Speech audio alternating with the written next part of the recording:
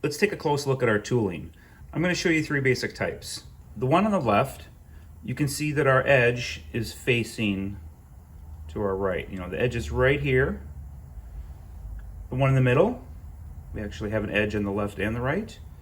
And the one on the right, you can see our edge right here. If you look up here, I have all their profiles laid out as well.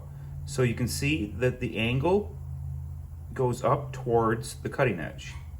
This one's flat because there's two cutting edges. And this one also goes up towards that cutting edge, which you can see aligns right here. That's important because of how much material is being removed. If this is totally flat, that's going to be more surface area that comes into contact with our piece. So having it angled up like that on an edge is going to ensure less chattering, less friction because there's less material being engaged. That'll help with our cut and that'll help with our surface. When we talk about being on center, we're basically talking about the cutting edge. So from the top, you want to get that little point on center, that point or that point, which would be right here, here, and here, but at the very top of that cutting edge. So that's the part we want to center on our stock or the actual spindle itself. When you're finding center, that's what you want to put on center, that point or that edge. Generally speaking, if you want to face a piece, you want your tool holder angled to the left and your edge on the right hand side. So for facing, we would use a tool like that. Again, that's removing the face of the material, as opposed to turning, where we remove material from the length of our stock. And if we were to turn, we would likely use this bit here. The direction of your machining, or the direction you're moving your tooling, is the same as the cutting edge. So if you want to go to the left, your cutting edge is going to be on the left. You'll also notice that these edges are fairly square. So these are general purpose tool bits. Normally you would want to have that edge, you know, taper down a little bit, go at a little bit of an angle. And some might even do a rounded edge here, so there's not just the sharp point. The sharp points tend to crack and can shatter. Looking at this broken tool, you can see the edge cracked horizontally. Right here is where it stopped. The actual cutting bit is a different type of steel than the rest of the piece. So let's take a look at the tool holder and how we can mount our tool in our tool holder, and then we'll mount the tool holder in the tool post. We have to align the tip of our tooling to the center of our stock. Let's first look at our compound and the tool post holder. This is commonly called a rocker, and I'll show you why in a moment. Let's go through the parts. You have the main body, or the main shaft, and it has a slot in it. And on the very top of that, you see a washer and a bolt, commonly called the clamp or the screw. We have our ring, and the top surface of that ring is concave, so it's like a little dish. And at the bottom, we have the square block. This is simply a square block. The inside diameter of a square block fits around the outside diameter of the main body. But then there's an area machined on the bottom that fits around this shoulder. So you'll see that sits in there real nicely. Now this piece is allowed to spin with this. This will lock into that slot. Then our ring goes down, and then we have this wedge. The wedge fits in here, and that's where our rocker term comes from, because the tool holder goes in here, and it's allowed to rock back and forth to find our center, to angle down, whatever you might need to do to change the positioning of that tool holder. So you can go side to side. We're allowed to spin in that square block. And then we can also go up and down with the use of our ring and our wedge, so we can rock back and forth. Okay, let's take our tool holder out. I'm going to use that same wrench. You know, it's closed, square-headed wrench, and I'm going to take this out. So we just go counterclockwise like we would do for anything else. We have to loosen. Just loosen that up a bit, and that should just pop out. You can see it comes out the other side. Take that out, and then I'm going to get the actual bit that I want. If I'm going to remove the front of our material called facing, Generally speaking, I'm going to use a tool holder that is angled to the left. And that would mean that my bit, my tooling edge would face the right.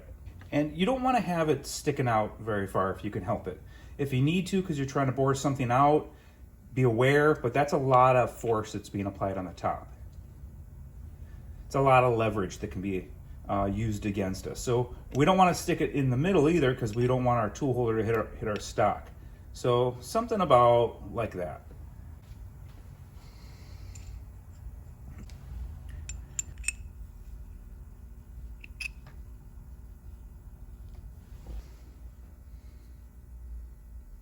That looks pretty good. It's about halfway in there. Now we need to mount this in our tool holder. So we'll just put it in from the front. And as I mentioned, it can rock back and forth. So now we've got the correct bit. We've got our tool holder in our tool post. Now we're going to want to move the carriage to the left and our cross feed away from us. So we're going to want to advance it, but we're going to want to advance both of them. And we're going to want to get the tip of that tooling to touch the center of our stock. And we want this edge almost parallel to the front of our stock, but slightly angled forward. So that means we don't have the whole surface of this edge sitting against our stock, but it's tilted slightly back towards us so that the tip is only touching. So we'll get it centered left and right, but we also have to center it up and down, which we can do with the rocker. The further out you go, the more leverage and the more force will be applied to this, and the more this will vibrate and create a noise and some marking, commonly called chatter. But if you have this too close, you're going to likely ram this part of the compound into either your piece or the jaws and faceplate of your chuck. This could create a catastrophic fail on your lathe and create some permanent damage. So we're going to shoot for something in the middle. Get the head of that tooling as close to our stock as possible. So somewhere in the middle. Make sure it's not hitting on the bottom here. Make sure it's not too high or too low. I'm not going to secure our tool post down quite yet. I need to make sure that I have the proper tool holder, the proper tooling, and the correct angle. Let's advance our carriage. And that's pretty close. Now let's advance the cross feed. And I want to get the tip of that tooling right in the center of my material. And I already marked that with a center drill. So we're a couple inches away from us. You know, this is exposed a couple inches. And I want to see if I can match that up. I'm all the way forward. You know, I'm not back here. I'm all the way forward. And again, I don't want this to be flat, so this has to come, the tip of this has to actually come back a little bit. Let's go a little bit more. And nothing's locked into place right now.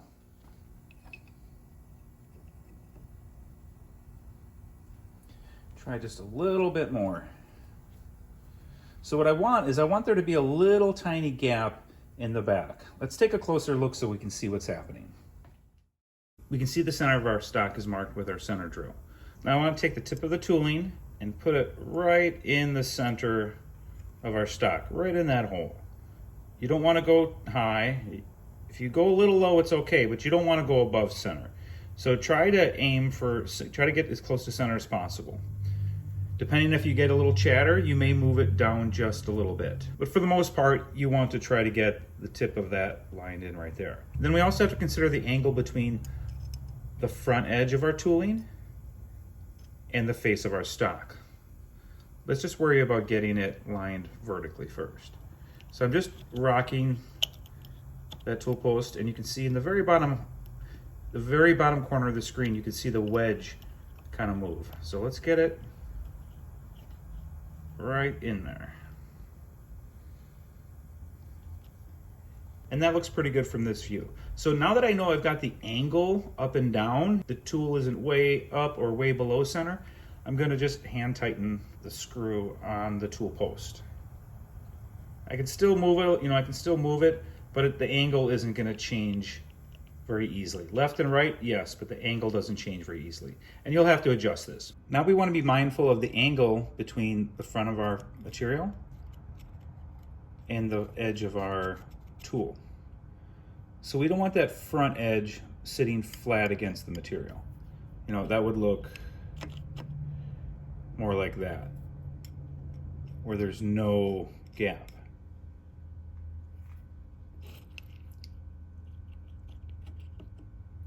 But we also don't want a very large angle in there. That's touching there, and that's probably like 3 millimeters. So let's take a look at this from a different angle. I'm looking at this from the top. We are in center. There's the hole we drilled earlier, so the tip is on center, at least horizontally. Now we just have to figure out this angle. So you can see it's like a little piece of pie, little slice of pizza. You want to get that so there's enough material to come out there. You don't want this so that it sits flat or even back on that edge. You don't want to use this edge here to cut for facing. You're just trying to use this front edge and just a little bit of it. You don't want to have it angled so that there's a large gap in there either, because then you're just scribing the front surface. It'll look like a record. You'll have these radial sharp lines that go all the way if it's too pointy. It's just, there's not enough surface edge being used. So you have to go from too much to not enough. And that is just a little, like tiny little slice in there. Something like that. You don't want your front edge facing up. You want it straight, maybe angled down a little bit, like this one is. And you don't want to have a big gap here or a real small gap. This is pretty good. And it's also going to allow for enough of our chip to come out back, or our swarf to come out back. Now that we have the tip of our tool at center, both vertically and horizontally, and we also have our angle figured out, we just need to tighten the nut on our tool post. When you tighten that up, things are going to move. It's going to go to the right or the left or up and down. So just get it snugged up, just like I did before. Just tighten it up a little bit more now, and then take a closer look. The tool post moved down quite a bit, so let's loosen that up. Rock it back and forth a little bit to get the tip of that tool back on center. And I know that this angle is good here, and I know I'm right where I want to be with the carriage and the crossfeet. Again, tighten it by hand once you find the position. And then if it didn't move, I'm going to go ahead and tighten that. And I might want to actually change this angle a little bit more. So all I did is twist it a little bit. That means I have to bring the cross feed back towards me and also advance the carriage to the left. That looks pretty good. If our surface is getting too rough, like again, grooves like a record, then we can actually tighten that up a little more and make a smaller piece of the pie. That'll remove more material. It'll also increase how much metal is being cut at one time. So it'll increase stress on the front of our edge, but if it's cutting better, that's totally fine. That's what it's for. And I'm gonna just bring the carriage all the way back so that the tooling is somewhere over here. I don't want it touching my material on the face. And if this face is wobbly, I might hit a high spot and knock this. So I want to always start off of my material and either advance towards my piece if I'm going to face it, or go towards the headstock if I'm going to turn it. Check it one more time. Then I'm going to go to the right a little bit and then back off on the crossfeed.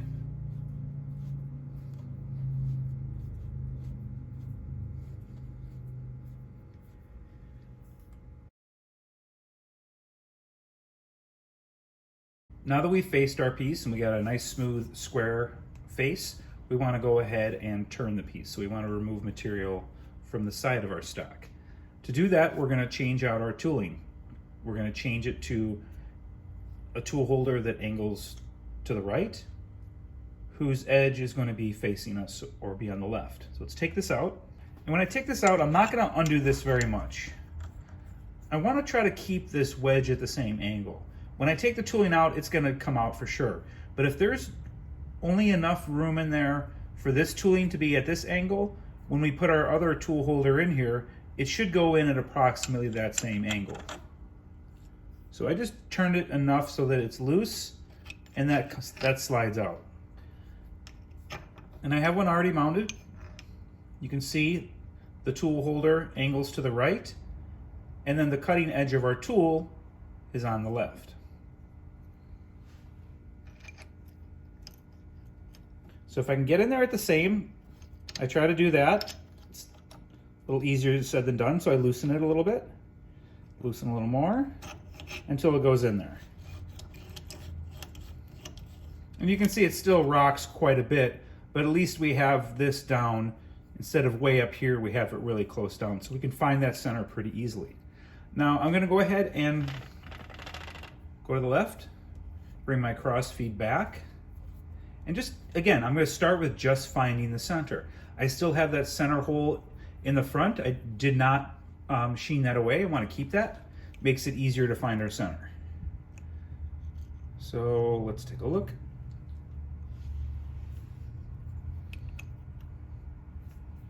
Again, this is not sticking out a tremendous amount, so that's good to start with. Now I want to match up that front edge to our front edge here. So I'm going to bring this towards us. Make sure we're not touching the surface there. You know, that angle's not going to change much. It can change left and right, just like before, but once I tighten this down by hand, it's pretty good. And now this is going to change quite dramatically. I need the front of this edge, which is pointing at approximately a 45. I need that almost parallel. So I'm going to pull our tooling towards us, and I'm going to angle, the handle is angled towards our stock, and the tooling itself is almost parallel with the front of our edge. And I haven't changed the angle up and down yet. Let's bring it back towards us.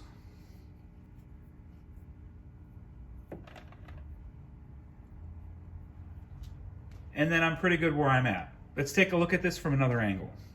Again, get the tip of the tooling in the center of the stock, and then hand tighten the nut, you know, as much as you can by hand. Don't squeeze it, don't hurt yourself, just snugly tighten it out. Now that we know we're aligned horizontally and vertically, now we have to work with the angle just like we did before. But now instead of this surface being parallel to our face, we want this top surface going this way. We want that parallel with our stock. So I'm going to turn this quite dramatically, almost so that these are parallel. I'm going to bring the cross feed back and also move the carriage forward.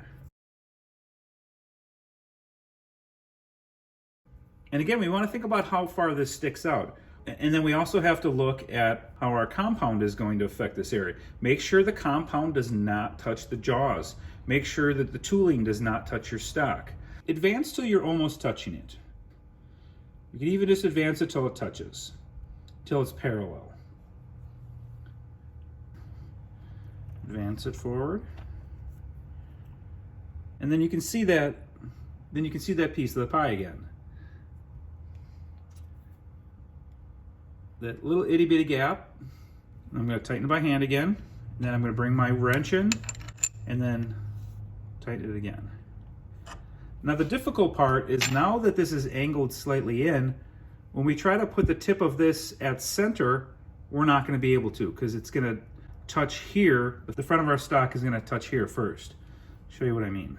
So not here, that's not actually touching. You can see I can't get, right now, the tool holder is touching the piece of stock right here.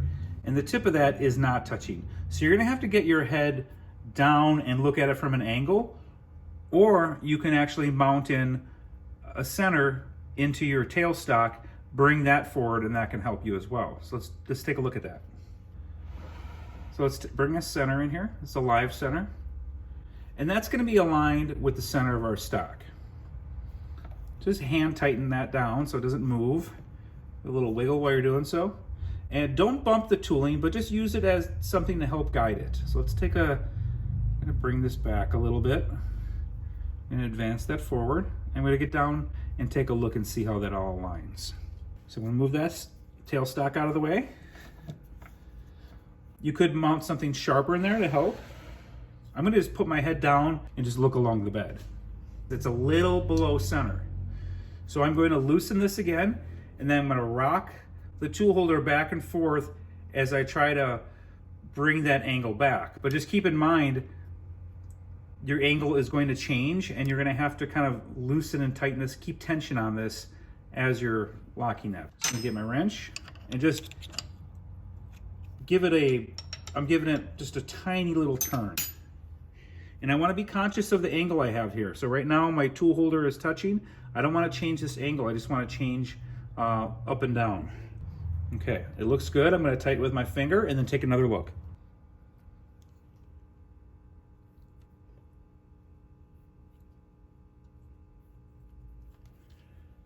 That looks good.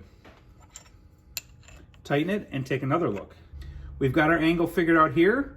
We look like we're center here. If it chatters a lot, you know, it kind of bangs back and forth, makes a lot of noise, the surface will look really kind of choppy, then we know that we're above center. If we're at center, it should cut perfect. If we're a little below center, it should be pretty good below center too. Let's bring our carriage back.